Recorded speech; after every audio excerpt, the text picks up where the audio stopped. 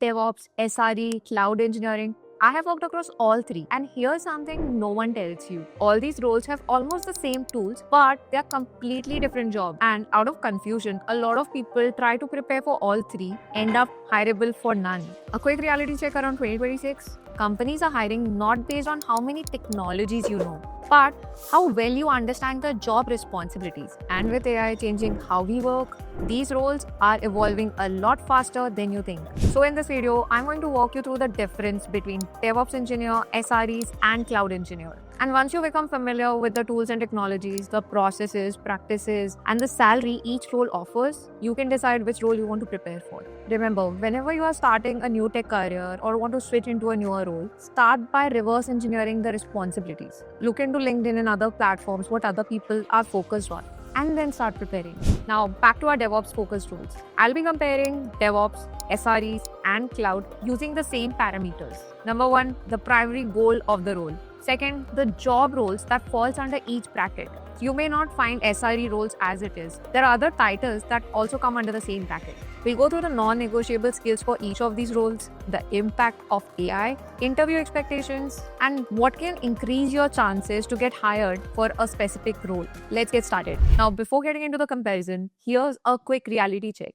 Linux, network, Git, one cloud platform, containers. This is assumed knowledge in 2026. These skills won't get you hired by itself. You know this, right? The difference is what you do after the foundations. Now, let's separate the brackets. So we start with the DevOps bracket. The main goal of this role is that you have to work with the developer teams. They will write code and you will ship it. And now, what do I mean by ship it? You will be deploying it into production, which means you'll be configuring servers, setting up a CI/CD pipeline, packaging apps in containers, setting up the whole observability stack, and we'll dive deeper during our core skills. Now, job roles you need to look into for this bracket: DevOps engineer, platform DevOps engineer, CI/CD engineer, build and release engineer, infrastructure automation engineer, and platform engineer leaning towards DevOps. I've not created a separate bucket for platform engineering because a lot of times the skills and role responsibilities are almost the same. When I say platform engineers, they also develop internal tools which developers can use to deploy applications. Now, the core skills for the DevOps bracket. Number one is delivery and CI/CD. Here you are designing CI/CD pipelines end to end. Build, test, deploy automation, pipeline reliability, and optimization. Things you need to be familiar with is deployment strategies. What's blue-green deployments? How does canary releases works? Also the rollback mechanisms. The third core skill is cloud and Kubernetes. You need to be very familiar with Kubernetes deployments and not just cluster internals, but how you can deploy applications safely. You will be working very closely with Helm and practices like GitOps, managing application configs and secrets, and setting up DevOps pipelines either on-prem or on cloud. This role requires a bit of coding, but it's not a must. For scripting and automation, you're expected to know Linux, Bash, and if you know Python, that's great. In addition, you need to be familiar with building reusable pipeline templates. So writing those configs in YAML JSON. Now, what's the AI impact on DevOps in 2026? So here's what's changing. The first thing is AI-powered code review are becoming standard. GitHub Copilot, Amazon Q Developer. These aren't just suggestions anymore. DevOps teams are using AI to catch security issues early, such as better deployment patterns and auto-generate pipeline configurations. AI is also helping analyze deployment patterns. It helps in predicting which changes are high risk and also recommending when to deploy based on historical data. So basically, if you're deploying during a festive season, AI will analyze the historical metrics, all your logs, traces, and it will provide recommendations. There's another key piece where AI is being integrated within the DevOps environment, and that is auto remediation pipelines. So when a deployment fails, it doesn't just alert you, it suggests rollback strategies, identifies a problematic commit, so the person who committed will be known, and it also helps with auto-fixing common issues. Now, these are only a few use cases where AI is being integrated within a DevOps environment, but trust me, there are many. As a DevOps engineer, one thing I would recommend you to focus on is AI ops. You're not only integrating LLMs within a pipeline to generate IAC template, debug CI/CD pipelines, summarizing issues. So there are multiple ways, but two ways where AI is making a huge impact is number one, with LLM integrations. Now, what that means, these large language models can be accessed through APIs. And when these are integrated within a DevOps pipeline, it helps with generating infrastructure as code templates, debug CI/CD pipelines, and also summarize logs and incidents in real time. Another advancement here is with AI agents. Companies are further integrating AI agents to autonomously monitor systems, detect anomalies, trigger rollbacks. And here's the real thing, these AI agents are resolving incidents end to end without manual intervention. I mean, you still need DevOps engineer to validate the changes. So if you want to be relevant, make sure you understand how AI agents and LLMs are being integrated within DevOps teams. Now, with interview expectations, you need to be familiar with designing CI/CD pipelines, know about deployment strategies, walk through troubleshooting scenarios, be very familiar with packaging containers and deploying them locally and in cloud, and also know Kubernetes. Now, the next thing, many times a lot of job description says DevOps, but actually want this next role. Yes, I'm discussing about the SRE bracket. The main goal is you need to keep system reliable under constant changes. You basically live inside failures. You have to own incidents, root cause analysis, mean time to recovery, blast radius, what needs to be done during disasters or service failures. Everything comes under this bracket. Now, the job roles that you can look into, there is SRE as itself, production engineer, reliability engineer, systems reliability engineer, cloud SREs, and there's also platform SREs. All these roles have the same skills that we'll be discussing in the next few minutes. Now, core skills. Here, you do not start with CI/CD. You start with observability. You need to be very familiar with metrics, logs, traces, signal versus noise thinking. All in all, you are monitoring system health, not just individual services. The second key topic is reliability engineering. SLIs, aka service level indicators, SLOs, aka service level objectives, error budgets, capacity planning, resilience patterns. These are the key topics you have to be very familiar with. Then you enter into incident response. Anytime if there's a service failure, it's the SRE on call getting the alerts. Now, DevOps also has on calls, and even SRE has on calls. The difference here is SREs focus more on reliability, which means if the service is exceeding SLAs, what are the error budgets? On the other hand, DevOps on calls focus more on delivery and infrastructure, which means if a production server dies, it's the DevOps on call who's getting up with those alerts. With SREs, there's also systems thinking that come into picture. You have to understand the dependency mapping. Remember I told you about how SREs think in systems? So they connect all the dots between all the different components. They do change impact analysis. Also, understanding the blast radius. SREs focus a lot on automation for reliability. So 50% of the time, they'll be working around automated recovery and mitigation, also writing those incident runbooks. Now, what's the AI impact for SREs in 2026? Here, AI is making the biggest difference. Number one is AI-powered incident correlation. When anything breaks, AI is analyzing thousands of logs, metrics, traces, and actually working on giving you the root cause, not just the symptoms. The second, and this is the key,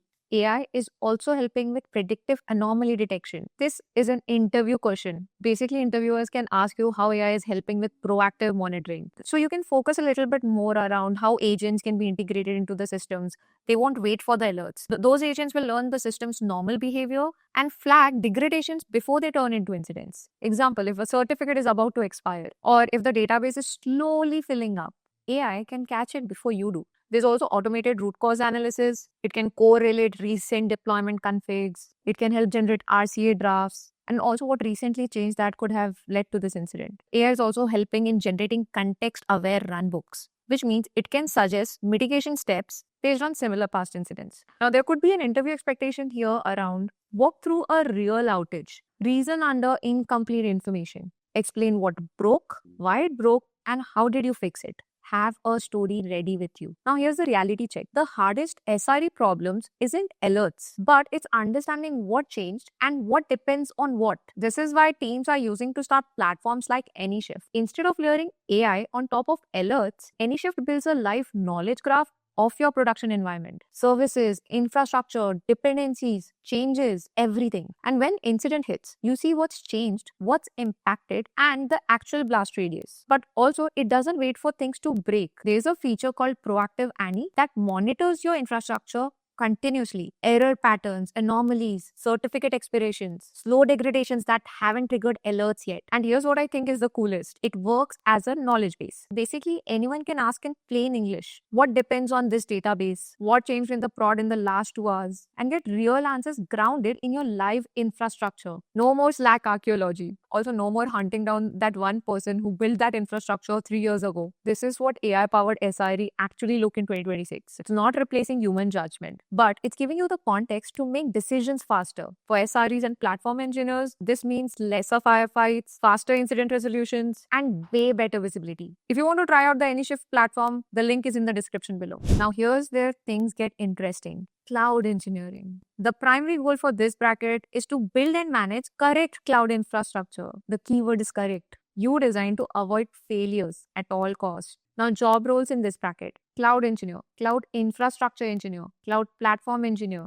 cloud AI/ML engineer, cloud operations engineer, cloud network engineer, all come under this bracket. Now, the core skills. Number one is the cloud services depth: compute, storage, databases, networking, observability, understanding managed versus unmanaged services trade-offs. Everything falls under this. You have to be very familiar with networking and security. VPC VNet design, IAM, access control, security groups, firewalls, private networking, interconnects, direct connects, all those topics. Then you need to be familiar with infrastructure as code, Terraform, Pulumi, Crossplane.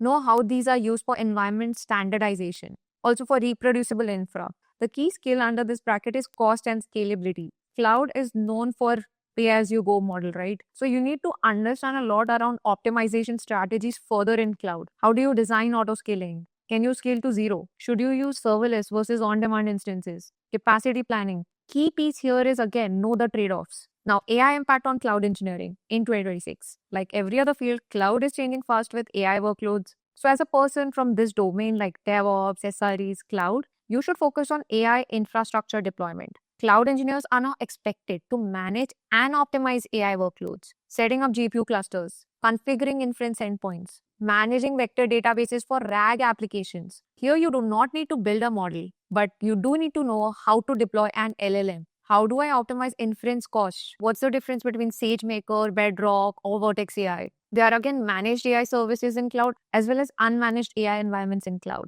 Another thing you need to be familiar with: AI-assisted IAC. AI tools can help you generate Terraform configurations based on your requirements. Here you describe what you need for your infrastructure in plain English. It drafts your configs, and then you review and refine it. There's also intelligent cost optimization piece. So AI can help you analyze cloud spend patterns, give you recommendations, right sizing suggestions, and more importantly, it identifies waste. It's going way beyond the basic cost alerts. There's another important place where AI is making a lot of impact within cloud, and that's around security and compliance automation. With our attack surface now getting bigger and bigger, AI tools can constantly help you scan your infrastructure for misconfigurations, overly permissive IAM policies, unencrypted data, libraries which should not be trusted, anything that's violating compliance. These tools can suggest fixes, also auto-remediate with approvals. Now, in summary, cloud engineers are expected to deploy AI/ML infrastructure, not just web apps. Use AI tools to architect faster, understand AI-based offerings across different cloud providers, and also optimize for AI workload